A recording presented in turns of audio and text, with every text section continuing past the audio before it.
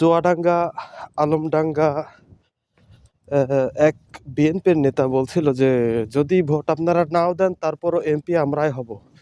এটা ছিল একজন বিএনপির নেতা। তো এই যদি হয় তাদের অবস্থা, তাহলে আমরা কোথায় যাব? বিগত বছরগুলোতে আওয়ামী লীগ যা করেছে, বিএনপির কিছু মানুষও তাই করতে চাচ্ছে। তো এতে দেশের তো কোনোভাবেই ভালো কিছু হবে না। সমস্যা সৃষ্টি হবে, ঝগড়া হবে, মারামারি হবে।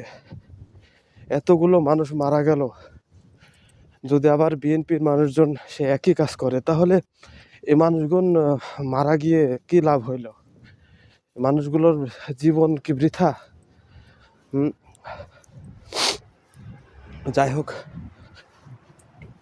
তবে ইনশাল্লাহ আমাদের অঞ্চলে জামাত ইসলামের খুব ভালো একটা অবস্থা। যদি আল্লাহ চায় তাহলে জামাত ইসলাম ইনশাল্লাহ ক্ষমতায় আসবে। যদি ভোট চুরি চারটা না হয়, তাহলে ইনশাল্লাহ জামাত ইসলাম ক্ষমতায় আসতে পারে। আল্লাহর কাছে দোয়া করি, আল্লাহ যেন জামাত ইসলামকে বাংলাদেশে ক্ষমতায় নিয়ে আসে। কারণ জামাত ইসলাম ছাড়া